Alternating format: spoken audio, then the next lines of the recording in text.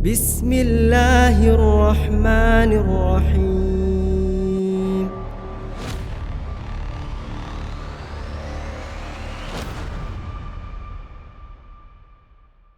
A'udzu billahi minasyaitonir rajim. Ya ayyuhalladzina amanu kutiba alaikumus siyamu kama kutiba alal ladzina min qablikum la'allakum tattaqun. Hai orang-orang beriman, telah dibuatkan program buat kalian. Ini kalau terjemahan yang kita ingin memasuki sekalian dengan makna tafsirnya. Hai orang-orang beriman, telah dibuatkan buat kalian program-program puasa bulan Ramadan dan ibadah-ibadah rangkaian yang lainnya, dan itu diwajibkan atas kalian sebagaimana telah dibuatkan untuk orang-orang sebelum kalian agar kalian mencapai tingkat ketakwaan. Ramadan adalah bulan pelatihan, peningkatan skill spiritual seseorang. Di Jakarta ini banyak sekali lembaga-lembaga spiritual dan itu mulai tenar beberapa tahun terakhir karena dianggap setelah seorang pegawai ikut di lembaga itu, maka tingkat pemahaman atau peringkat spiritualnya, keimanannya lebih tinggi. Karena dianggap bahwasanya trainernya bagus, staff-staffnya bagus, ya mungkin alat-alat yang dipakai juga bagus. Diharapkan kita outputnya juga bagus. Dan itu memang banyak diekspos seperti itu. Ternyata pegawai setelah masuk pelatihan 2-3 hari walaupun mahal, mereka keluar jadi lebih jujur, lebih amanah, lebih tanggung jawab. Kadang-kadang untuk satu skill spiritual itu cukup besar biaya yang harus dikeluarkan dan meluangkan waktu sekian lama. Saudaraku seiman, sebenarnya kita sadar atau tidak sadar sebagai seorang muslim, kita punya lembaga training massal peningkatan skill spiritual, itulah Ramadan. Karena tidak ada lembaga training yang gratis seperti Ramadan. Tidak ada lembaga training yang serami Ramadan. Karena semua yang syahadat di seluruh muka bumi ini, kita ke Timur Tengah, kita ke Afrika, kita ke Eropa, kita ke Amerika, ke Australia, semua ke Asia Tenggara. Asal kita ketemu muslim, mereka puasa siang hari. Ketemu muslim, mereka tarawih di malam hari. Ada sebagian kecil yang tidak kerjakan, tapi umumnya orang kerjakan. Maka pesertanya paling banyak. Trainernya langsung Allah, staffnya semua para malaikat, dan langsung dikasih pahala cash pada saat itu. Ya. Ada sebuah sabda Nabi SAW yang wajar menjadi tolok ukur bagi kita.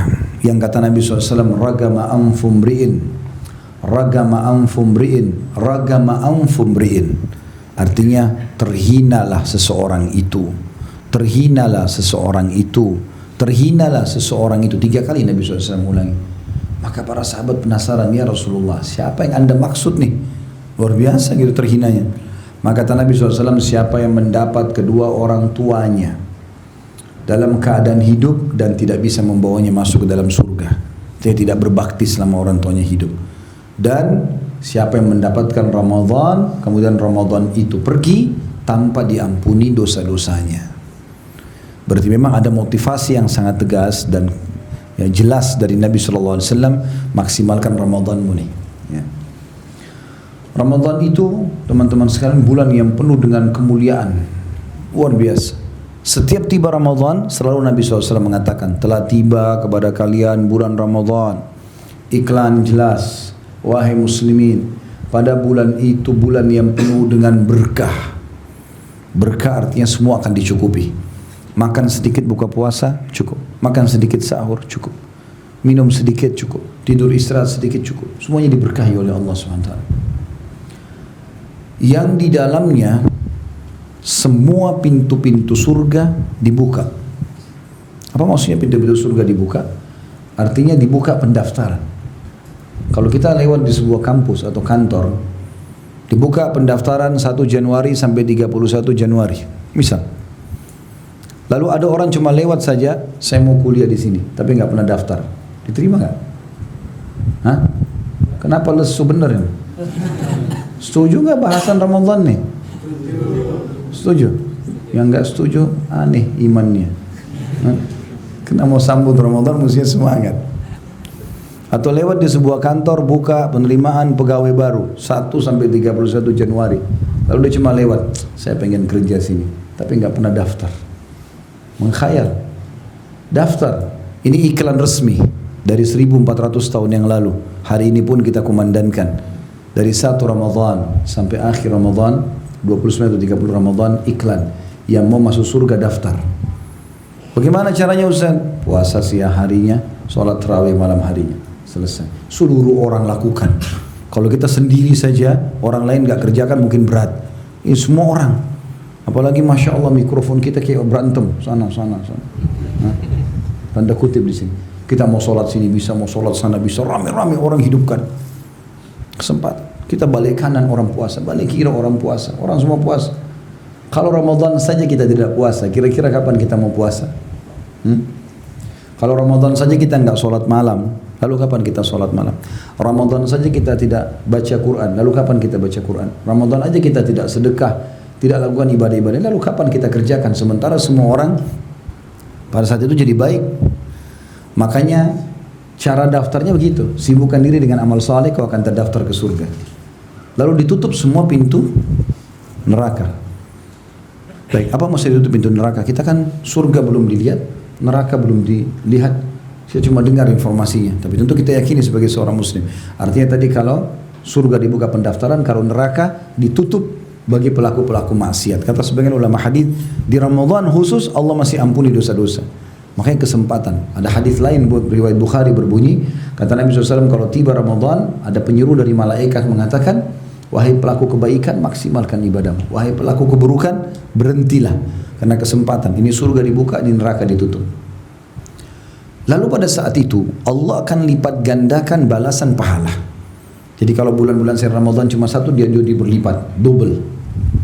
Dan Allah melihat persaingan kalian pada bulan itu. Maka tunjukkan yang terbaik, kata Nabi SAW, dari amal kalian.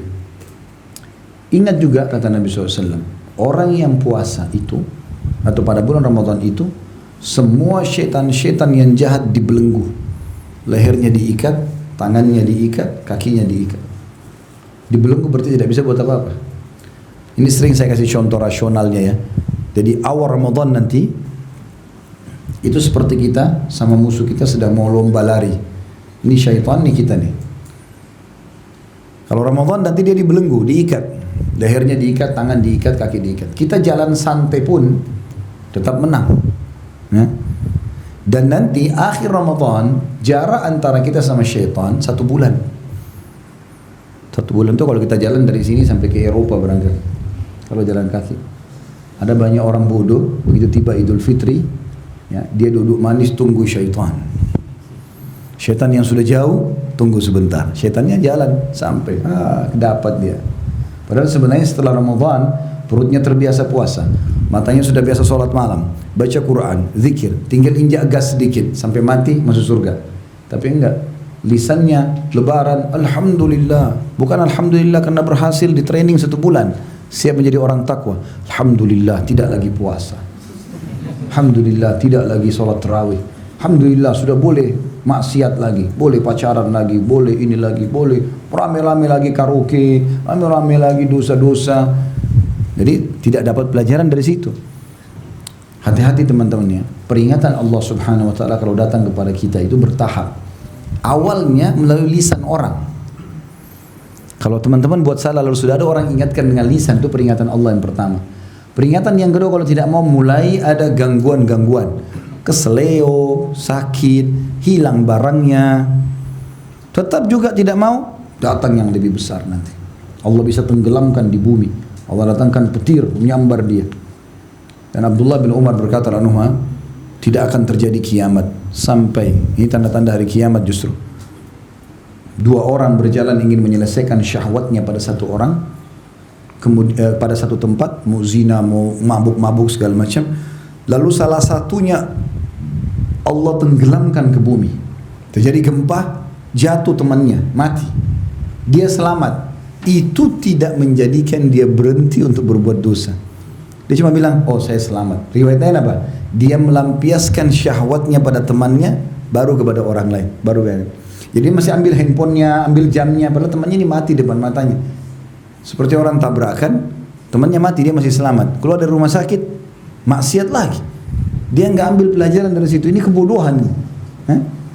Ada orang mau buat dosa kelihatan sama orang. Oh, itu sudah peringatan dari Allah. Nggak mau, nanti kepergok. Nanti dia tidak mau, peringatan akan makin besar. Maka bulan Ramadan bulan yang sangat baik, memupuk keimanan. Kalau kita biasakan tumpukan iman kita, ditumpukkan terus dari ibadah ke ibadah, dari ibadah ke ibadah, ini tebal sekali. Sampai nanti godaan syaitan itu jadi kecil, seperti cuma nyamuk yang ada suaranya dekat kuping kita kayak ada nilainya. Tapi kalau iman kita tipis, maka itu akan bermasalah buat kita, karena dia akan jadi seperti suara yang besar yang mengganggu kita, nggak bisa tidur dan segala macam. Nah, Ramadan ini bulan pembukaan iman, karena dengan bertambahnya amal saleh maka otomatis imannya akan bertambah, karena iman dalam kaidah Ahlussunnah wal Jamaah bertambah dengan ketaatan, berkurang dengan kemaksiatan, ya. Maka betul-betul kesempatan meningkatkan skill itu.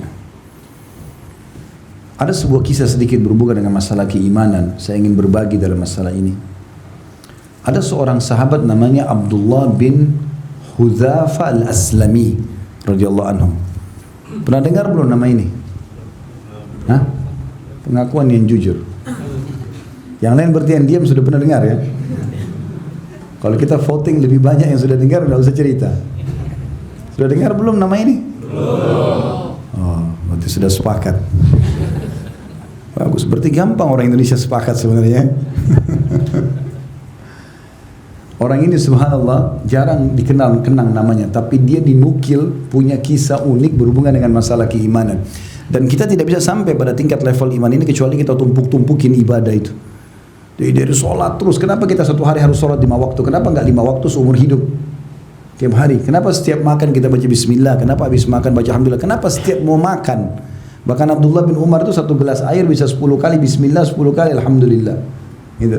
Kenapa harus berulang-ulang? Kenapa kalau mau tidur, setiap mau tidur baca doa, bangun tidur baca doa? Karena kita butuh cas. Terus harus dicas. Handphone kita aja habis lobet. Dicas lagi baru bisa gitu. Nah itu cas semuanya. Gitu. Karena tumpuknya keimanan ini, amal soleh sehingga imannya sangat tebal. Dan sampai pada titik teman-teman saya sampai sekarang kalau saya merenungi kisah ini, kayaknya sangat mustahil kalau saya pribadi bisa lakukan itu. Jadi ceritanya dia diutus oleh Nabi SAW dengan 30 orang prajurit. Jadi 31 sama beliau. Pergi ke satu misi brigade untuk menyerang satu tempat Romawi.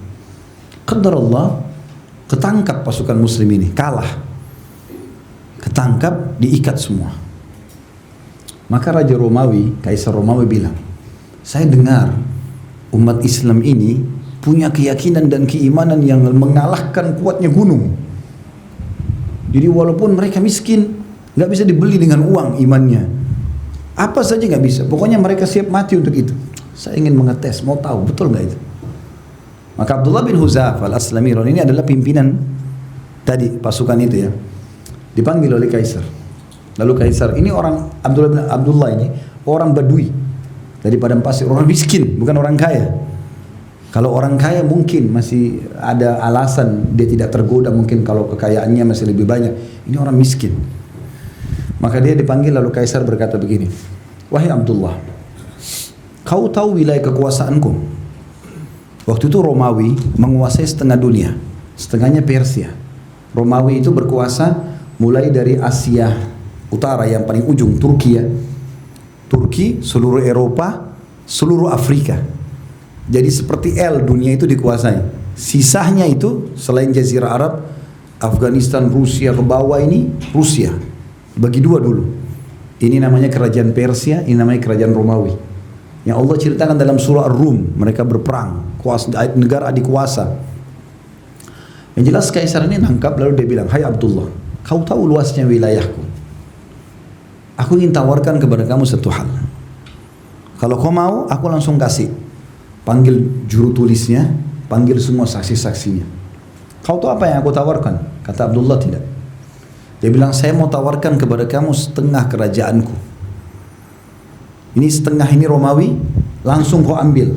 Datangkan saksi-saksi kau jadi raja. Syaratnya kau murtad, masuk agama Kristen. Itu saja. Kalau kau masuk ke agamaku, setengah kerajaan punya kau. Ini orang miskin dari padang pasir, masuk Islam baru sekian tahun ini. Bukan kayak antum lahir dalam Islam. Maka jawaban dia apa? Jangankan kau tawarkan setengah kerajaanmu, hai Kaisar.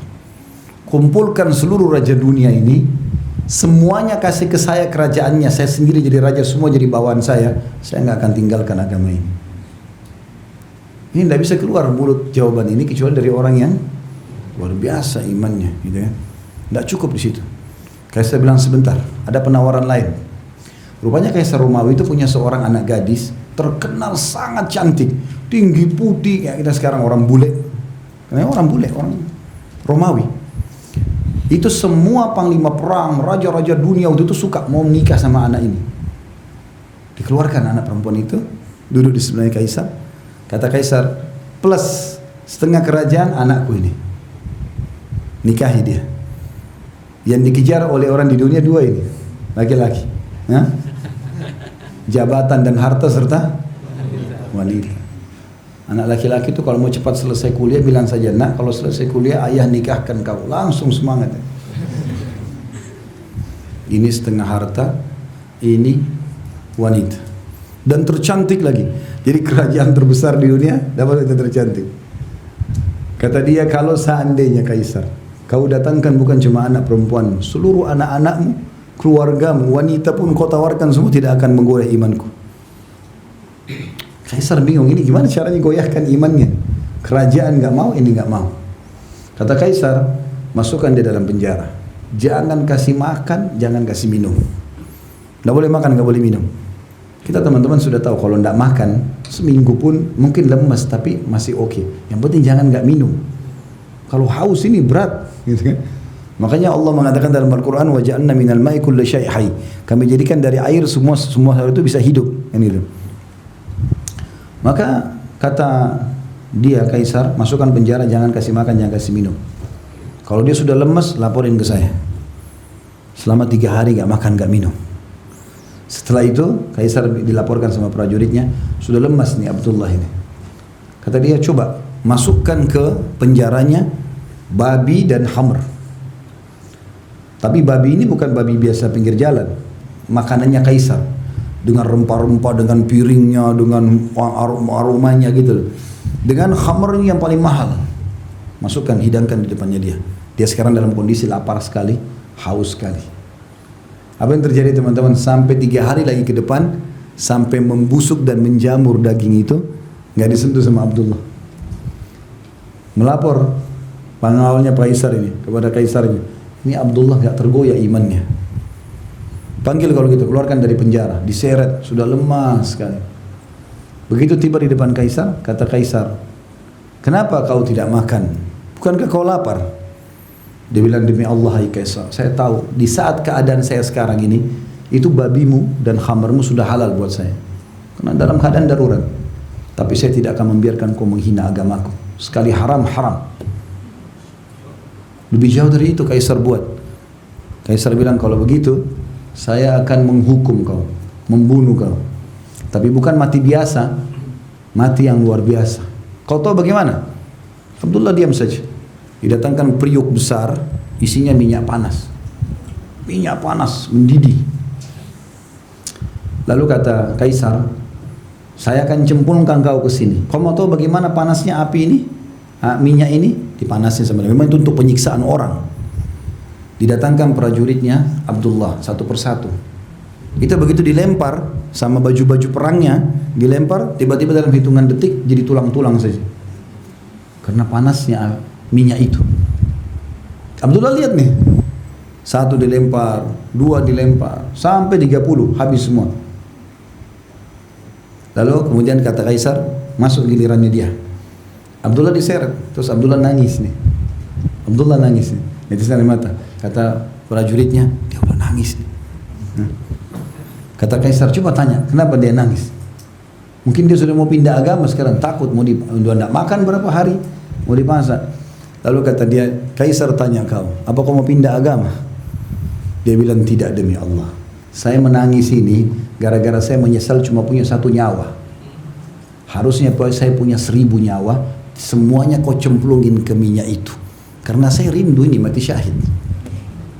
Sampai dicemplungin mati syahid radhiyallahu anhu. Bisa seperti itu? Hah? Bagaimana bisa? Puasa Ramadan aja loyo.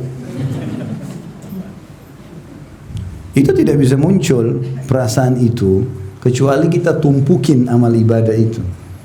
Makanya komitmen untuk istiqomah dalam ibadah itu penting. Istiqomah itu tanpa kita sadari sebenarnya kita terluputkan dari dosa. Orang kalau sibuk dengan amal soleh, antum nggak usah keluarkan energi khusus untuk tinggalin dosa, nggak usah. Karena kesibukan dengan amal soleh itu, azan ke masjid, pulang lagi sholat ba'diyah, baca Quran, zikir, majelis ilmu, cari rezeki halal, dosa nggak ada waktunya. Sendiri kita tinggalkan. Jadi nggak usah antum luangkan khusus. Apalagi ada bahasa-bahasa kebodohan ini. Syaitannya kuat nih. Syaitan kuat apa? Memangnya nampak depan antum? Main cekik-cekik? Kan tidak. Qaruz zina gitu misalnya. Enggak. A'udzubillahi minasyaitonir rajim, dibakar sama Allah. Selesai. Jadi jangan pakai bahasa itu. Nah, Ramadan ini kesempatan. Syaitan ini dibelenggu. Kesempatan kita beramal saleh. Tingkatkan keimanan. Pahalanya besar. Ya, ketebalan iman akan terasa dan manfaatnya akan sangat besar ke depannya. Derajat tinggi di surga dan seterusnya. Lalu kata Nabi SAW melanjutkan hadis, dan di bulan Ramadan ada malam lebih baik daripada 1000 bulan. Siapa yang terharamkan dari kebaikannya, maka dia terharamkan dari semua kebaikan. Artinya malam Lailatul Qadar ini malam yang mulia. Walaupun di 10 terakhir Ramadan, tapi teman-teman kata ulama, orang kalau tidak menggencet dirinya terbiasa ibadah di awal Ramadan, akhir Ramadan jadi malas. Karena orang itu di akhir-akhir, di garis finish, walaupun capek, dia siap untuk mengejar garis finish yang sudah berusaha dari awal. Kalau dari awal dia malas, ketinggalan jauh, tambah malas nanti terakhirnya. Paham nggak? Kalau dari awal kita belajar terus, kejar ingin dapat nilai yang tinggi, nanti pada saat ujian, walaupun ada sedikit malas, tapi kita terdongkrak karena sudah ada pemicu dari awal. Tapi awal malas belajar, tiba-tiba malam ujian, saya mau dapat nilai penuh, mulai hafal. Padahal tidak pernah tahu sebelumnya, nggak bisa. Jelas nggak? Jadi orang yang dapat Lailatul Qadar itu memang yang semangat sampai begadang malam itu justru orang yang dari awal dia terus pupuk dirinya. Ya.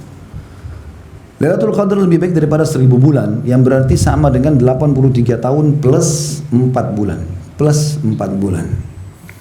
Berarti kalau kita baca subhanallah saja pas Lailatul Qadar sama dengan mengucapkan subhanallah 1000 bulan atau 83 tahun plus 4 bulan. Bayangkan kalau kita bilang subhanallah, subhanallah, subhanallah, tidak pernah berhenti, tidak pernah tidur, nggak pernah makan, nggak pernah minum, 83 tahun, bisa nggak? Susah. Satu malam itu dapat. Kita sayangkan teman-teman sekalian, di Indonesia masih belum dipahami makna ini. Sehingga mereka di awal Ramadan ramai di masjid, akhir Ramadan ramai di mall. Cari baju lebaran. Baju lebaran sekarang ini, sebentar pulang malam cari baju lebaran, ya. Nggak antri, nggak macet, harganya murah, modelnya banyak. 10 terakhir Ramadan, malaikat lagi turun ke langit bumi, dilipat gandakan pahala. Karena Lailatul Qadar itu semua kita pasti dapat. Nggak ada yang nggak dapat itu. Semua lewati, tapi siapa yang beribadah pada saat itu? Kan pasti dilewati kan selama hidup, nggak mungkin nggak dilewatin, kecuali sudah mati. Berarti tetap orang lewatin, tapi siapa yang dapat taufiknya beramal? Kata ulama, yang memang yang niat mau mendapatkannya dari awal. Dari awal sibuk ibadah, nah Lailatul Qadar Allah bangunkan itu. Imam Nawawi rahimahullah mengatakan, aku pernah mengisi Ramadanku dengan ibadah. Pas di malam Lailatul Qadar itu dia bilang aku tertidur, capek tiba-tiba tertidur. Sudah lama nunggu Lailatul Qadar dari awal Ramadan nih. Di pelapah di bangunan rumahku di atapnya, zaman dulu orang tidak pakai kayak kita beton, pakai pelapa-pelapa kurma. Di celah-celah daun-daun kurma itu, ya pelapahnya itu ada celah. Maka pas bulan di atas dan wajahku terkena cahaya bulan itu. Aku pun terkaget dengan cahaya itu yang menyentuh mataku, lalu aku terbangun. Kemudian aku sadar kalau ini malam ganjil, maka aku pun bangun beribadah kepada Allah Subhanahu wa taala. Allah hanya kasih kepada orang yang mau mengejarnya.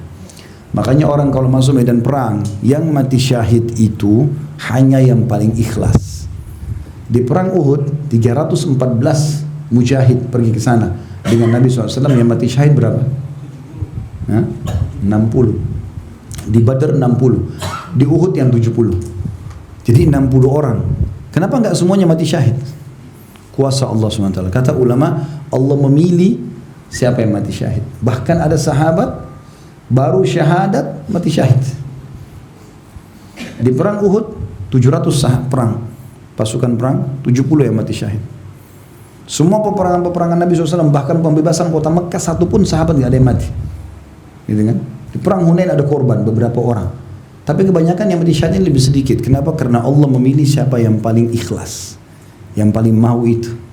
Kalau cuman ya kalau dapat, kalau enggak ya enggak dapat lah, gitu kan. Kalau kita dapat teman-teman sekalian, Ramadan itu 1 kali Lailatul Qadar dan kita sempat sholat tarawih 2 rakaat aja. Berarti sama dengan 2 rakaat itu dikerjakan selama 1000 bulan non-stop. Terus salam sholat 1000 bulan. Kalau kita dapat 10 kali Ramadan, berarti 830 tahun lebih. Ya. Kita melihat hampir 850 tahun. Belum untuk umur kita itu tidak akan sampai itu. Kalau 20 tahun, kalau 30 tahun, terus-menerus setiap tahun kita kerjakan, maka berapa banyak pahala yang didapatkan. Gitu kan? Makanya betul sabda Nabi SAW, siapa yang telah terharamkan dari kebaikannya, dia telah terharamkan dari semua kebaikan. Jelas tidak sampai sini? Baik. Jadi Ramadan harus disambut dengan meriah, dan sekarang syaitan banyak menanamkan persepsi negatif. Karena dia mau dibelenggu. Intinya teman-teman sekalian, kita menyambut Ramadan itu dengan kegembiraan, dengan semangat, karena memang ini saatnya kita mengecas iman kita, dan banyak sekali manfaat yang bisa kita dapatkan. Baik, di antara amal yang sangat dianjurkan di Ramadan ada beberapa poin. Yang pertama itu puasa sendiri. Dan puasa ini adalah ibadah yang sangat besar pahalanya. Bahkan dari sisi kita akan bedah puasa dari 2 poin, sisi spiritualnya, dari nilai keimanan dan pahalanya, dan sisi kesehatannya. Kalau sisi spiritual dan keimanannya, dia adalah amal ibadah yang paling besar pahalanya. Nggak ada yang menyamai puasa. Mau sholat, mau haji, mau jihad, semua di bawah nilai puasa dari sisi kuantitasnya. Beranjak daripada hadis Bukhari Muslim yang kata Nabi SAW, Allah berfirman, yaqulullahu ta'ala, kullu amal ibn Adam lahu al-hasanatu bi asyri amthaliha ila 700 di'fin ila adhafin katsir ila 700 di'f. Semua amal ibadahnya anak Adam sudah ditentukan kadarnya, atau makna lainnya sudah kembali pada dirinya sendiri. Langsung Allah kasih nilai.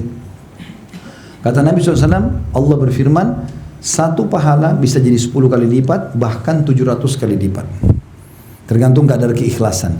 Kita sama-sama sholat di saf pertama, ada yang dapat cuma 10 pahala, ada yang 100 pahala, ada yang 1000 pahala, ada yang 700 pahala. Tergantung kadar keikhlasan, benarnya wudunya, benarnya syarat-syarat dan rukun sholatnya, khusyuknya, semua itu masuk. Ayat-ayat yang dia baca. Kemudian, kecuali puasa. Kata Nabi SAW, illa siyam atau illa saum, fa innahu li wa ani ajibihi. Allah mengatakan kecuali puasa, hadis qudsi ini, karena dia milikku dan aku akan balas langsung. Ya. Taraka syahwatahu wa ta'amahu wa syarabahu min ajli. Dia meninggalkan syahwatnya, makanannya, minumannya karena aku, kata Allah. Jadi karena itu secara kuantitas nilainya lebih besar daripada 700 kali lipat. Lis-shaimi farhatan, kata Allah SWT, dan orang puasa aku kasih 2 kegembiraan. Farhatun inda fitri, ya, gembira pada saat dia berbuka puasa, wa farhatun inda liqa'i rabbih, dan kegembiraan pada saat dia bertemu dengan Tuhannya. Ya. Jadi kalau pada saat buka puasa haus dan laparnya hilang, dia gembira. Kemudian pada saat bertemu dengan Tuhannya kena diberikan balasan surga, ya, diberikan balasan surga. Wala khalufu famus shaim atyabu indallahi min rihil misk, dan bau mulutnya orang yang puasa di sisi Allah lebih wangi dari bau kasturi. Ini ada makna, ya. Karena kan orang biasa kalau puasa nggak makan, nggak minum, apalagi kalau dia tidak sering kumur-kumur, kadang-kadang, ya, karena menggunakan siwak, sikat gigi boleh orang kalau lagi puasa. Jadi kalau orang tidak lakukan, biasanya mulutnya ada bau, ya. Maka bau ini di sisi Allah dinilai lebih wangi dari bau kasturi. Ini di sisi Allah, bukan di sisi manusia. Jadi antum jangan sengaja panggil teman, nih mulut saya lebih wangi dari kasturi, tiup, pingsanlah orang itu. Ya. Maka ini keutamaan puasa. Dalam hadis riwayat Bukhari Muslim, kata Nabi SAW, man sama yawman fi sabilillah zahzahallahu wajhi anin nari sab'ina kharifa. Siapa yang buat puasa karena Allah sehari saja, karena Allah, maka Allah akan selamatkan wajahnya dari api neraka jaraknya 70 tahun. Ya. Juga kata Nabi SAW, as-sawmu junnah kajunnati ahadikum minal qital. Puasa itu jadi perisai dari api neraka sebagaimana perisai seseorang dari kalian pada saat di kancah peperangan. Ya. Fa idza kana yaumu shaumi ahadikum, kalau kalian sedang berpuasa, fala yarfuth, supaya bisa jadi perisai dari api neraka, jangan pernah rafath. Rafath itu mengucapin kalimat syahwat kepada bukan pasangan halal, ya. Sayang, rindu, cinta, apalah bahasa-bahasa ini yang untuk suami istri jangan dipakai untuk yang lain. Wala yafsuk, jangan dia berbuat kejahatan. Wala yajhal, jangan buat-buat kebodohan, buang-buang waktu. Ya. Maka ini semua dia. Fa in sabahu ahad, kalau ada yang mengajak dia bertengkar, falyakul inni mru'un shaim, katakan aku seseorang yang sedang ikut program puasa, nggak mau bertengkar. Gitu. Jadi ini perintah puasa. Bersabar, jalani insyaallah, dan nikmati. Nikmati itu hausnya, nikmati laparnya, sebagai sebuah pengorbanan buat Allah. Toh juga begitu azan maghrib, bebas kita makan dan minum. Ya, kalau kita hitung waktu kita puasa sama waktu kita boleh makan dalam sehari, lebih banyak waktu kita boleh makan loh. Karena dari mulai maghrib sampai subuh. Kalau maghrib jam 6, subuh jam 5, ya, berarti kita bisa 11 jam atau 12 jam, kurang lebih ya, hampir sama mungkin antara puasa sama kita boleh buka puasa dan makan. Maka bukan berarti kita disuruh puasa terus. Makanya Abu Darda berkata radhiyallahu anhu, kalau bukan karena menikmati hausnya, menahan dahaga ini di puasa, dan bangunnya sholat malam dan berduduk sama orang-orang saleh, aku tidak ingin hidup sesaat pun di muka bumi ini. Maka nikmati puasa itu, indah, nyaman. Sisi spiritualnya ya, sisi kesehatannya. Kalau badan kita ini mesin, rusak ini mesin. Karena makan pedas, makan manis, makan dingin, masuk panas. Kalau mesin rusak nggak ini? Rusak. Mobil saja harus servis kan? Kalau nggak servis bisa mogok tengah jalan. Antum pakai 11 bulan, makan nasi goreng, makan pisang, makan ini, minum panas, minum dingin. Maka 11 bulan dipakai. Tahu nggak teman-teman, secara medis kita juga biar tidur malam, pencernaan kita masih mengelola sisa makanan yang kita makan. Makanya medis melarang banyak makan kalau malam hari kan gitu. Karena yang kita makan dari pagi itu masih dikelola itu pada malam hari. Makanya bangun pagi biasanya orang buang air gitu. Nah, seperti itu. Nah, puasa datang untuk mengistirahatkan, servis. 11 bulan kau pakai badanmu nih, 11 bulan seperti kalau mobil kau pakai, sekarang masukin bengkel. Servis, jangan makan, jangan minum. Makanya kita kalau sudah seminggu puasa, 2 minggu puasa, perut kita sudah terbiasa itu. Kadang-kadang buka puasa dengan berapa butir kurma, minum 1 gelas sirup, sholat maghrib, udah biasa. Kadang-kadang mau makan males ya. Ada orang makan nanti habis tarawih. Makanya teman-teman ambil pelajaran dari sisi kesehatan. Ramadan itu ada ilmunya di situ, ada hubungannya dengan masalah kesehatan. Ada satu orang kaya di Saudi. Dia ini 10 tahun tidak puasa Ramadan, 10 tahun. Orang kaya. Bagaimana caranya supaya orang tidak soroti dia? Karena dia orang kaya di Saudi. Dia setiap kali mau tiba Ramadan kayak kita begini akhir Syaban, dia ajak istri sama anak-anaknya berangkat ke Eropa liburan supaya ada uzur musafir. Dia pulang setelah Idul Fitri. Jadi nggak ada puasa. Orang juga tidak banyak tanya dia, mungkin orang pikir dia puasa di sana, padahal sebenarnya tidak. Dan dia pergi ke negara Eropa, karena negara kafir mungkin sedikit orang Islam, gitu lah. Setelah 10 tahun, Allah uji dia dengan penyakit. Ini kisah nyata. Allah uji dia dengan penyakit, kena sakit di perutnya, setiap datang kejang-kejang, kesakitan. Dia nggak bisa obati. Dia pakailah harta dia yang ada, datangi semua dokter spesialis penyakit dalam, seluruh dunia didatangi sama dia. Karena orang kaya, berobat sana, berobat sini, dokter-dokternya tidak ada yang temui penyakitnya. Subhanallah, sampai hampir setahun dia berobat. Di tahun ke-11 ya, 10 tahun dia tidak puasa Ramadan. Di tahun ke-11 ini hampir 1 tahun dia berobat sana sini nggak sembuh-sembuh. Kalau datang teriak-teriak kesakitan. Terakhir itu hampir sebelum Ramadan, bulan Sya'ban begini, dia rupanya dengar ada satu dokter spesialis orang Katolik di Jerman. Ada sedikit saya mau tambahkan kisah di sini. Katolik ini sudah lama dikenal mau masuk Islam. Tapi dia lagi tunggu berita besar nih. Apa nih kira-kira mendongkrak dia untuk syahadat. Dia udah pelajari Al-Quran, di lacinya bahkan ada Al-Quran dalam bahasa Jerman. Intinya pada saat itu, dia pergi berobat sama dokter itu. Dokter ini periksa, nggak ada penyakitnya ini. Cek secara medis nggak ada, dengan alat tercanggih pun nggak ada. Lalu dokternya tanya, mana dokter-dokter yang pernah kau datangin sama resep-resep obatnya? Dilihatin semua yang nama profesor-profesor dunia yang terkenal. Teman-teman sejawatnya dokter ini tahu semua ini, dokter-dokter ahli di bidangnya. Obat-obat semua ya, obat penyakit perut, vitamin, semuanya ada, dan itu yang termahal semuanya. Maka dokternya bilang begini, kamu agama apa? Dia bilang, saya Muslim. Kata orang itu, ini sebabnya dia taubat ya, dari dokter Katolik ini. Dokternya bilang, setahu saya kamu kan dalam agama Islam ada puasa Ramadan, puasa. Dia rupanya sudah pelajari Islam orang ini kan gitu. Dan itu puasa sebulan kan. Saya sarankan kamu tinggalkan semua resep-resep kamu ini. Sebentar lagi bulan puasa ini kau puasa. Dokter ini gak tahu kalau dia 10 tahun tidak pernah puasa ini. Karena dia sudah kepepet, semua dokter sudah angkat tangan. Dia tiba-tiba tersentuh, ya kenapa saya nggak coba terapi puasa. Dia pulang, semenjak dia niat puasa dan taubat, penyakitnya hilang. Sebulan penuh nggak pernah kambuh penyakitnya. Dan gara-gara itu dia bertobat. Setelah lebaran, dia lihat tidak ada lagi penyakitnya datang, dia pergi ke dokter itu, dia mengucapkan terima kasih. Dia bilang, dokter, Anda sudah menyadarkan saya kepada agama saya ucapkan terima kasih. Saya sebenarnya tidak pernah puasa selama 10 tahun. Setelah saya puasa ini saya sembuh. Dokternya keluarkan Quran terjemahan bahasa Jerman dari laci. Saya udah lama mau masuk Islam. Gara-gara ini saya masuk Islam. Syahadat gara-gara itu. Dari manfaatnya buat kesehatan besar.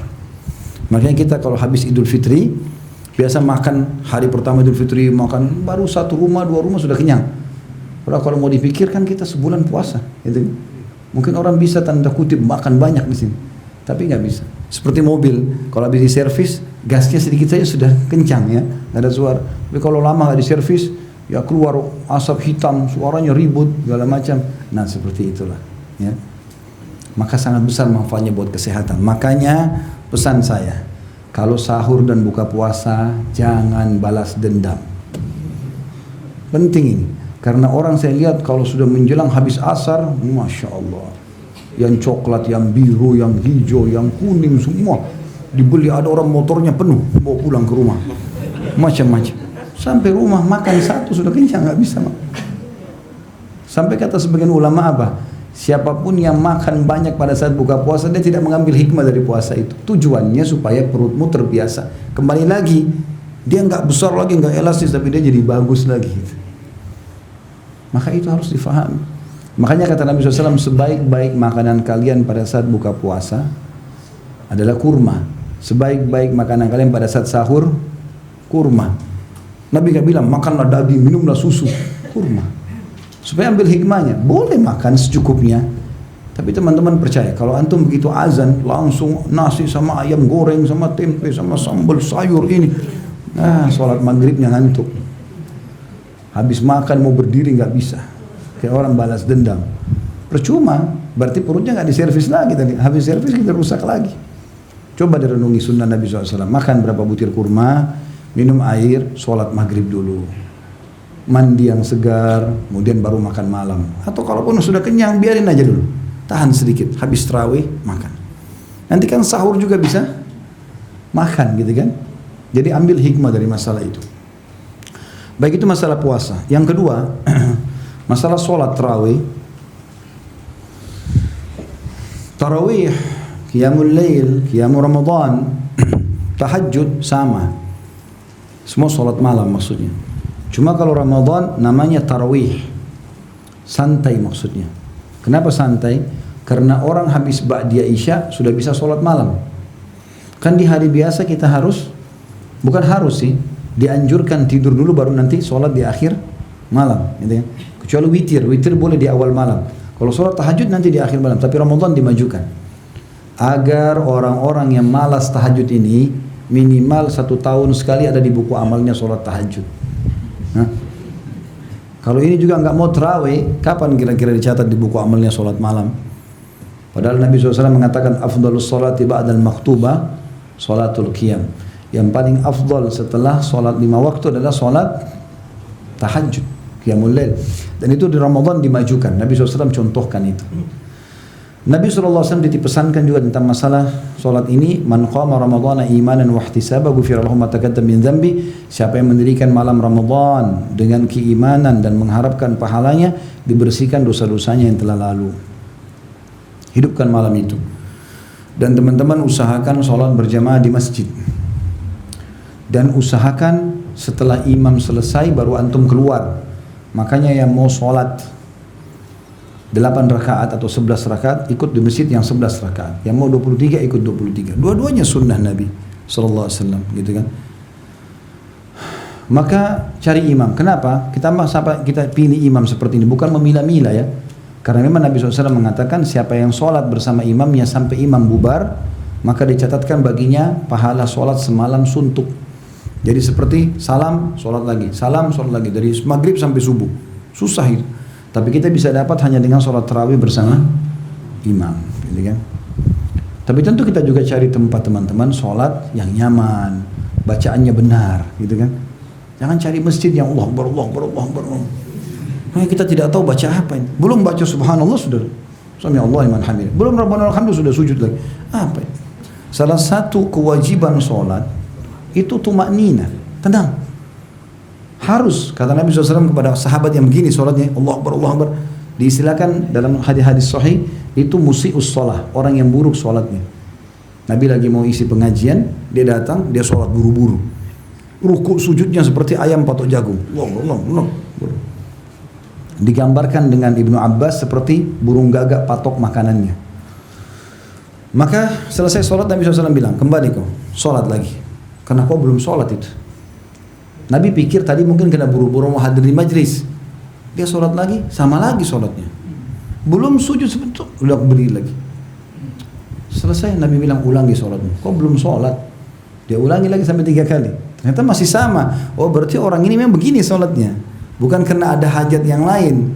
Maka Nabi bilang yang keempat kali ulangi sholat. Dia bilang, ya Rasulullah, saya tidak tahu sholat yang lain. Ajarkan saya. Mulai Nabi SAW bilang, kalau kau mau sholat, tenangkan sendi-sendimu semuanya. Baru kau takbir. Allahu Akbar. Kembalikan semua sendi-sendi pada tempatnya. Tangan sudah tenang semua. Baru kau baca yang dimudahkan dari Al-Quran. Kemudian rukuklah. Biarkan sendi-sendi tenang dulu semua.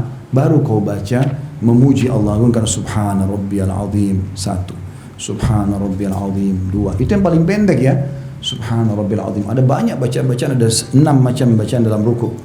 Baru kau bangun. Kalau kau bangun i'tidal, tenangkan sendi-sendimu semua. Baru baca sami Allahu liman hamidah, rabbana walakal hamd, mil'us samawati wa mil'ul ardi wa mil'u ma syi'ta min syai'in ba'd. Ada banyak lanjutan doanya sebenarnya. Yang jelas kita misalnya baca itu baru sujud. Kata Nabi SAW, tenangkan seluruh sendi baru baca doa sujud. Begitu terus sampai salam. Maka tumaknina ini kewajiban sholat. Bisa ditolak sholatnya karena terbukti Nabi suruh ulangi orang itu. Kalau sholatnya sudah diijabah, walaupun pahalanya sedikit, tidak perlu disuruh ulang kan gitu. Tapi ini disuruh ulang karena memang tidak diijabah sama Allah SWT. Maka tenang, ikut sholat berjamaah. Ya. Biasakan itu. Kecuali darurat sekali, boleh antum kerjakan di rumah. Yang ketiga adalah membaca Al-Quran, dan ini sangat dianjurkan juga. Jadikan Ramadan sebagai bulan Al-Quran, baca, belajar ya, untuk membaca Al-Quran karena dia banyak sekali keutamaannya. Dan juga Nabi SAW mengatakan, as-siyamu wal Qur'anu yashfa'ani lil abdi yaumal qiyamah. Puasa dan Al-Quran dua-duanya akan menolong hamba atau pelakunya yang melakukannya pada hari kiamat. Yaqulus saum, puasa akan berkata, Rabbi mana'tuhu ta'ama wasyaraba bin nahar. Wahai Tuhanku, aku telah melarang dia, menahan dia untuk makan dan minum di siang hari. Fasyaffi'hu, ya, maka berikanlah dia. Fasyaffi'ni, ya, lahu atau bihi, ya, maka berikanlah dia syafaat dari perantaraku. Wa yaqulul Quran juga mengatakan, mana'tuhu nauma bil laili fasyaffi'hu atau fasyaffi'na bihi. Ya. Maka Quran pun mengatakan, aku telah menahan dia tidur malam hari karena baca aku, maka tolonglah dia, berikan syafaat kepadanya. Para ulama melakukan baca Quran dari bulan Ramadan ini dengan sangat serius. Dan Al-Quran pernah saya sebutkan, saya ulangi lagi, memiliki empat hak membacanya. Faham nggak? Faham artinya, baca. Dan ini berurut dari Al-Fatihah surah nomor 1, Al-Baqarah nomor 2, Al-Imran nomor 3, An-Nisa nomor 4, Al-Maidah nomor 5, terus sampai 114 An-Nas. Ngerti tidak ngerti baca saja ya, dan belajar huruf hijaiyahnya. Jadi kan Ramadan momentum untuk bisa faham masalah itu. Dan ini kata Nabi SAW, siapa yang baca Al-Quran dan dia mahir, dia bersama dengan para malaikat. Dan siapa yang membaca Al-Quran dan dia terbata-bata, maka dia akan mendapatkan double pahala. Kalau dikasih 10 pahala satu huruf, dia akan dapat 20 gitu. Maka ini keutamaan tersendiri ya. Kemudian yang kedua, mentadabburi. Tadabbur itu berarti mengambil makna-maknanya, tafsirnya, terjemahannya. Kalau ini tidak harus berurut seperti awal, nggak harus dari Al-Fatihah, Al-Baqarah, Al-Imran, An-Nisa, tidak harus. Tapi antum buka daftar isi Al-Quran, dari 114 surah, mana nih yang paling saya suka nih, pengen baca duluan. Misal ibu-ibu mau yang perempuan, ada surah Maryam, ada surah An-Nisa. Bapak mau nama-nama laki-laki dan nama para nabi, ada surah Muhammad, surah Hud, surah Yunus, ya, surah Ibrahim, surah Yusuf, ya. Ada nama-nama hewan, kenapa Allah sebutkan? Ada Al-Ankabut, laba-laba, ada An-Naml, semut, ada An-Nahl, lebah, ada Al-Fil, gajah, ada Al-Baqarah, sapi betina. Apa ini maksudnya? Baca. Dan ini caranya sederhana, 10 ayat per hari. 10 ayat per hari. Kalau masih merasa berat pun, bagi setiap habis sholat wajib 2 ayat saja. Subuh 2 ayat, duhur 2 ayat, asar 2 ayat, maghrib 2 ayat, isya 2 ayat. 10 ayat per hari. Kenapa 10 ayat Ustaz? Ada dalilnya. Hadits yang pertama adalah, atau riwayat pertama, perkataan para sahabat yang mengatakan, kami tidak pernah bertemu ya satu sama yang lain, kemudian kami berpisah kecuali kami sudah mempelajari 10 ayat Al-Quran. Jadi teman-teman lagi di kantor, sebelum bubar kantor, ayo duduk yuk sebentar, kita baca, satu orang baca Al-Quran dengan terjemahan yang lain, dengar aja, nggak apa-apa. Tadabbur namanya, gitu kan? Maka itu bagus ya, dilakukan. Ini tadabbur ya. Sehingga kita bisa renungi maknanya dan segala macam, ini sangat baik. Ini hak yang kedua, mentadabburi ayat Al-Quran ya. 2 ayat saja, insya Allah sudah faham. Dalil yang kedua, selain sahabat tadi mengerjakan 10 ayat, juga ada hadis Nabi SAW, siapa yang membaca di malam hari atau sehari dalam sehari semalam itu 10 ayat Al-Quran, dia akan diberikan 1 kintor. Dan 1 kintor itu kata Nabi SAW lebih baik daripada dunia dan seluruh isinya. 10 ayat itu lebih baik daripada dunia dan seluruh isinya. Kalau antum baca 20 ayat, 30, ini kita bicara jumlah minimal ya, 10 ayat minimal. Dan sudah pernah saya sampaikan kan, download aplikasi Nakhtim itu. Kalau saya pribadi saya sarankan itu. Tulis Nakhtim ya, dalam bahasa Indonesia pun bisa. Nanti modelnya itu bahasa Arab, nun, kha, ta, mim, lingkaran warna hijau. Itu bukan aplikasi saya ya, tapi saya temukan ada anak saya pernah kirim subhanallah kepada saya dari teman-temannya. Anak saya masih SD. Saya dapat subhanallah, saya bagus, saya coba cek, bagus itu. Ternyata programnya memang sesuai judulnya. Nakhtim artinya kita mengkhatam. Di app ada, di App Store ada, di Play Store ada semua, gratis. Nah itu bagusnya kita waktu awal kita pilih mulai dari surah mana, misalnya Al-Fatihah, mulai dari surah pertama, ayat pertama. Kita bisa pilih qari'nya siapa, qari'nya dia misalnya siapa, ya.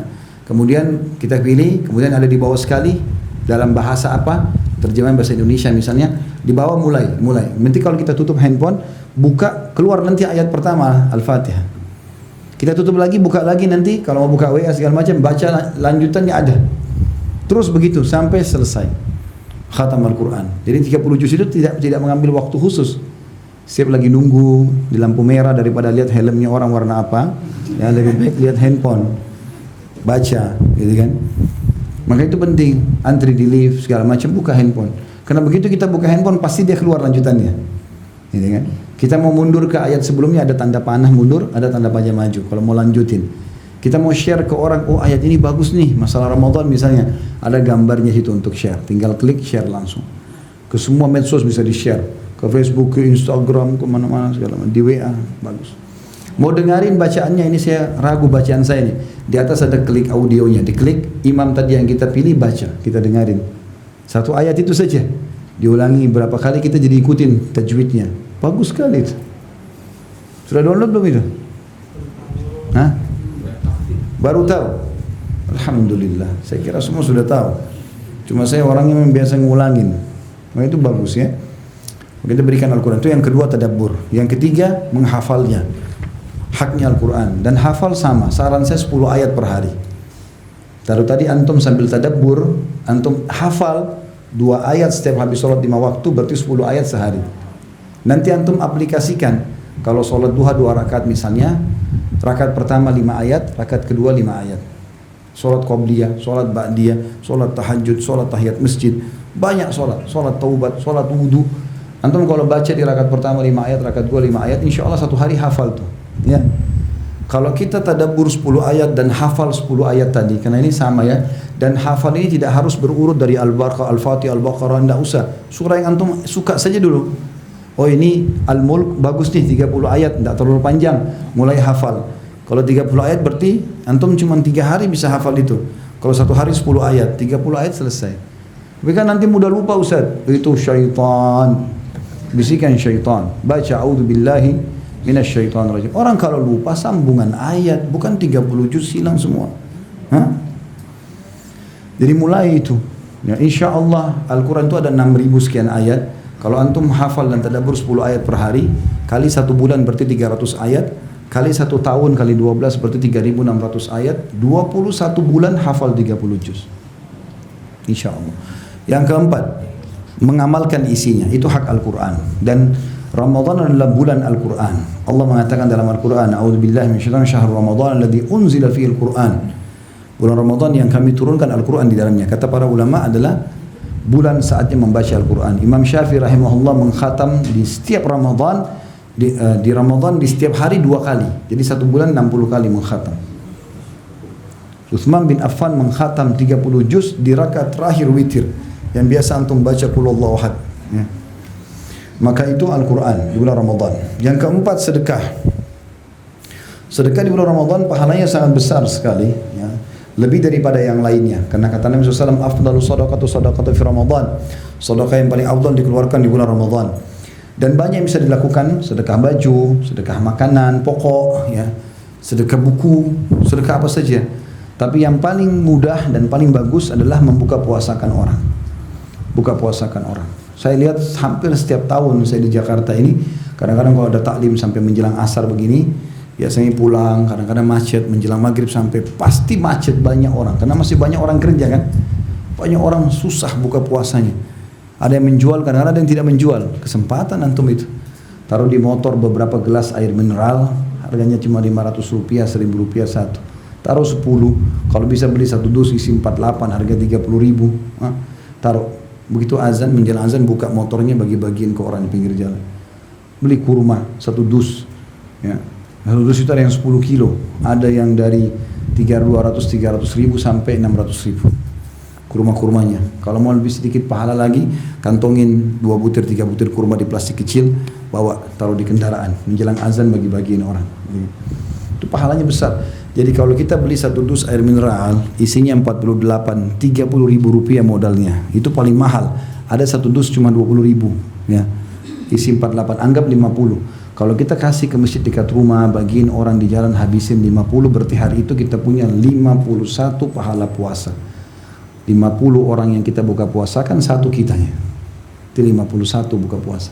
Kalau dari 50 orang itu, 1 saja ahli ibadah, kerjanya ngaji segala, kita panen semua pahalanya dengan sedekah segelas air. Karena pernah waktu Nabi SAW mengatakan, siapa yang buka puasain orang, dia akan dapat pahala seperti orang yang dibuka puasakan tanpa dikurangi sedikit pun dari pahala orang yang puasa itu. Kalau misalnya dia dapat 100 karena baca Quran segala macam, kita karena kasih dia minuman, kita dapat 100 pahala itu. Seperti itulah. Maka ini kesempatan emas. Yang paling afdal kurma dan air putih. Kalau bisa yang lain bagus. Makanya Nabi SAW pernah ditanya oleh sahabat, ya Rasulullah, tidak semua orang bisa buka puasain orang, karena sahabat ini tangkapnya makanan lengkap, kayak kita nasi campur misalnya gitu kan, lengkap. Kata Nabi SAW, Allah akan memberikan pahala ini kepada semua orang yang membuka puasakan orang, walaupun hanya susu yang dicampur air. Kan biasa susu itu kalau dicampur air rasanya jadi berubah, cuma warna saja kan. Tapi kalau dia miskin, dia nggak punya kecuali itu, tetap dapat pahala. Atau sebutir kurma atau seteguk air. Dan siapa yang memberikan minum kepada orang puasa, berbuka puasa, seteguk saja, maka dia akan diberikan oleh Allah seteguk juga dari telagaku, haudku di hari kiamat. Dan siapa yang minum seteguk dari haudku tidak akan haus selamanya sampai dia masuk ke dalam surga. Jadi itu kesempatan, buka puasain orang, ya. Blok tuh masjid-masjid dekat rumah, gitu kan. Buka puasakan orang, itu bagus sekali. Selanjutnya yang keberapa? Hah? Yang kelima, i'tikaf, mengikat diri di masjid. I'tikaf ini teman-teman di 10 terakhir Ramadan dianjurkan sekali untuk mengikat diri di masjid, terutama kaum laki-laki. Bagi perempuan hukumnya sunnah dan ada syarat. Itu laki-laki juga sunnah ya, tapi sunnah muakkadah bagi laki-laki. Perempuan itu sunnah secara umum. Tapi ada syarat. Kalau dia belum menikah, izin sama walinya dan bukan di luar kota, ya. Ada walinya, ayahnya. Kalau dia sudah menikah sama suaminya. Yang jelas para ummahatil mu'minin radhiyallahu anhunna, istri-istri Nabi, tidak i'tikaf kecuali setelah Nabi SAW meninggal. Setelah Nabi meninggal mereka ada i'tikaf. Itu pun dalam kondisi masjidnya aman, ada hijabnya. Karena perempuan tidur bisa tersingkap segala macam, maka harusnya ditutup, ya. Yang paling afdal adalah masuk di puasa 19, berarti malam 20. Udah mulai masuk masjid, keluar nanti Idul Fitri. Setelah sholat Idul Fitri baru keluar. Kalau tidak bisa, maka pilih malam-malam ganjil saja. Malam 21, 23, 25, 27, 29. Saya kerja, Ustaz masih kerja di Jakarta. Baik, cari salah satu dari malam-malam ganjil itu yang pas libur, pas kena Sabtu Ahad. Ada istri, ada anak, bawa ke masjid besar di mana dari mulai habis maghrib, habis buka puasa atau buka puasa di jalan udah siap-siap sebelumnya, sholat maghrib, isya, tarawih, ada kalau qiyamul lail sampai subuh. Habis selesai subuh mau keluar dari masjid silahkan. Yang penting sudah habiskan malamnya di masjid, i'tikaf di situ. Nah, maka itu sangat bagus. Itu sangat baik i'tikaf ini. Dan tentu ada syarat-syarat i'tikaf segala macam ya, dianjurkan untuk tidak keluar ya. Kemudian tidak boleh kalau laki-laki dia punya istri dia pulang, kemudian dia jima berhubungan biologis, karena itu membatalkan i'tikaf. Tapi kalau istrinya datang mengunjungi dia seperti kasus Sofia radhiyallahu anha, istri Nabi SAW, ummahatil mu'minin, ummul mu'minin, pernah ziarah kepada Nabi SAW lagi i'tikaf, Nabi antar pulang, itu boleh keluar, termasuk darurat lah, gitu kan. Tapi dia harus segera kembali lagi. Kemudian tidak melakukan hal sia-sia, misalnya tidur aja.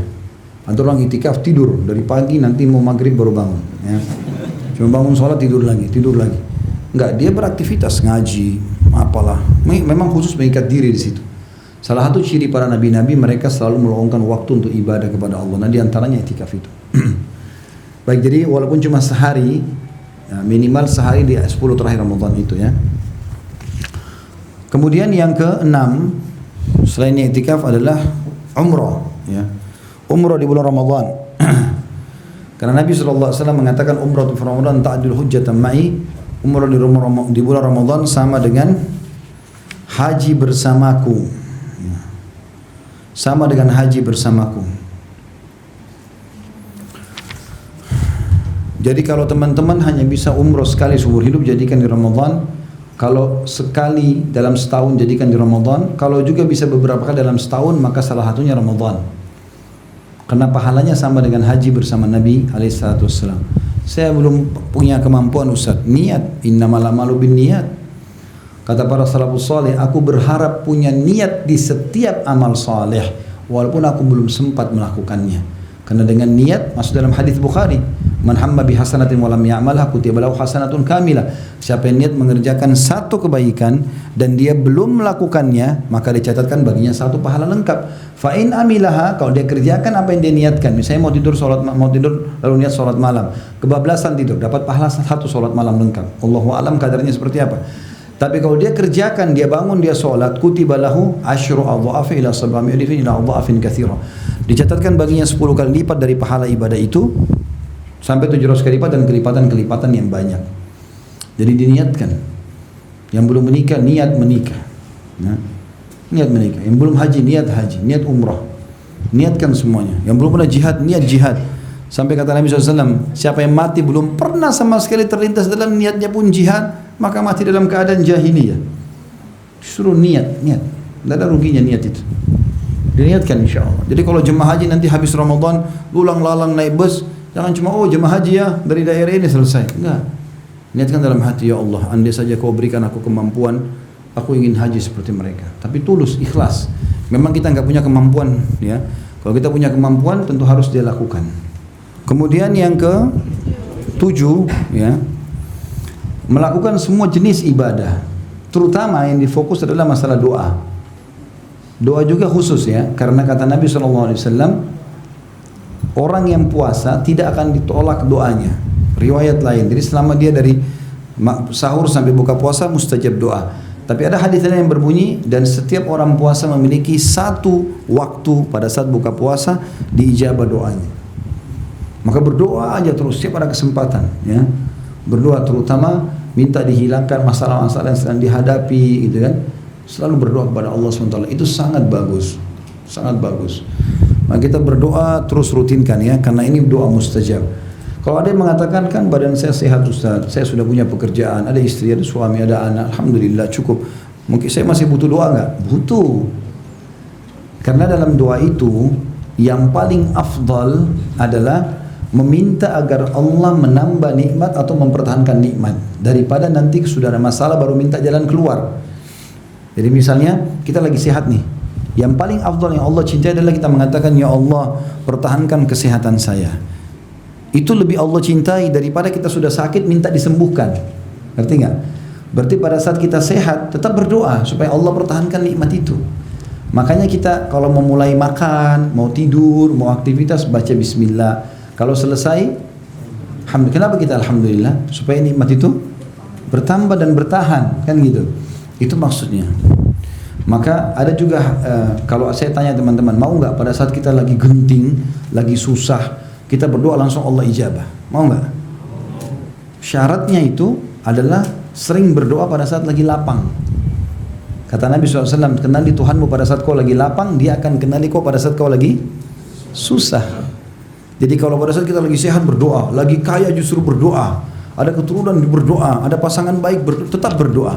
Terus saja kita berdoa supaya Allah Subhanahu Wa Taala kabulkan. Dan Ramadan sebulan penuh diijabah doa. Bayangkan nih teman-teman, kalau di kantor kita dibuka dari tanggal 1 sampai 31 Januari, siapapun pegawai minta diterima permintaannya. Itu mustahil terjadi lah, gitu kan. Tapi ini Allah SWT sang pencipta menawarkan itu. Semua Ramadan diijabah doa. Nah, kita kesempatan sampaikan hajat-hajat kita, jangan disia-siakan ini.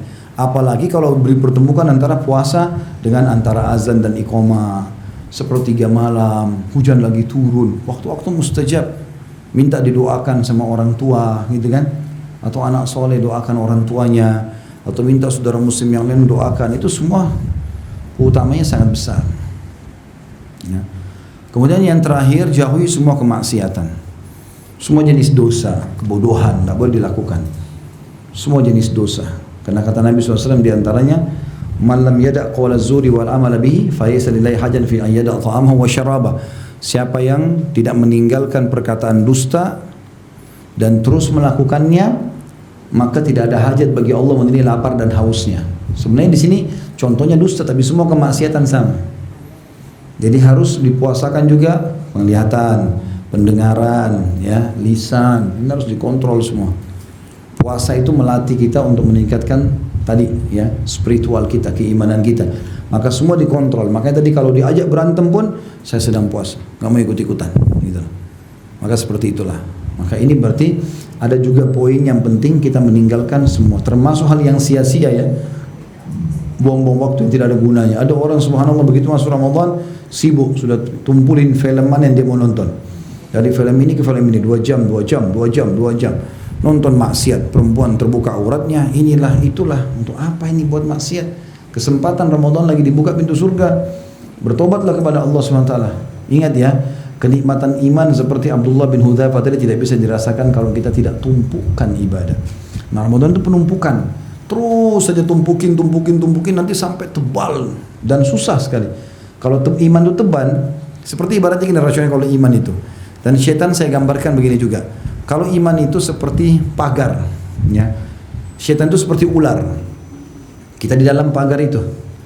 Kalau kita cuma punya pagar dari plastik, ularnya patok-patok sobek, ya, dia bisa masuk kan, dan berbahaya buat kita. Kalau lebih kuat sedikit pakai kayu juga masih bisa rapuh, ya, masih bisa dipatok-patok sama dia. Dan pindahnya transisi dari plastik ke kayu itu karena ibadahnya tadi. Dia pindah lebih tinggi lagi, lebih tumpukan ibadah. Ini nanti jadi besi baja. Kalau baja, setannya giginya patah. Mau godain kita nggak bisa. Sampai pada tingkat nanti setan mau bisikin, ya kita dengar bisikan setan, nggak usah sholat. Apa ini? Kayak lepas, maka dia nggak bisa lagi. Bahkan sebagian ulama mengatakan hadis tentang Umar bin Khattab, kalau setan lihat dia lari ke lembah lain, karena Umar begitu, dari bangun tidur sampai tidur ibadah aja terus. Sampai Umar bin Khattab itu taruh di sebelah ranjangnya ember air. Dia tidur sampai tangannya begini. Kesentuh air bangun, sudah sholat malam sampai pagi. Allahu alam berapa menit saja dia tidur. Udah begitu sibuk dengan ibadah. Sampai waktu meninggal Umar bin Khattab, lalu ada satu sahabat nikahi istrinya Umar, padahal sudah tua sekali. Lalu ditanya, kenapa kau nikahi istrinya Umar? Sudah tua, masih banyak wanita yang lain gitu. Dia bilang, karena saya ingin tahu rahasia ibadahnya Umar. Karena ibadah terus. Jadi yang kita butuhkan adalah ketebalan iman itu. Kalau sudah tebal itu luar biasa. Cobaan seberat apapun bisa kita lalui. Tapi kalau antum ibadah, dosa juga. Ibadah, dosa. Jadi tidak pernah tebal imannya. Jadi kayak dikikis sama itu. Sama dosa itu dikikis ya. Karena ini bisa saling menghabis. Pahala bisa membersihkan dosa. Dosa juga bisa menghabiskan pahala. Ya. Seperti sabda Nabi SAW, hati-hati kalian dengan dengki. Karena dia bisa membakar pahala seperti api membakar kayu bakar. Jadi ada dosa yang bisa membakar pahala gitu kan. Itu juga dengan pahala, kalau sering dibuat dia bisa membersihkan dosa. Allah mengatakan dalam Al-Quran, A'udzubillahi minasyaitonirrajim, innal hasanati yudhibnas sayyi'at. Semua perbuatan baik bisa menghilangkan dosa-dosa, gitu ya. Allahu a'lam. Subhanakallahumma bihamdika, asyhadu an la ilaha illa anta astaghfiruka wa atubu ilaik. Wassalamualaikum warahmatullahi wabarakatuh.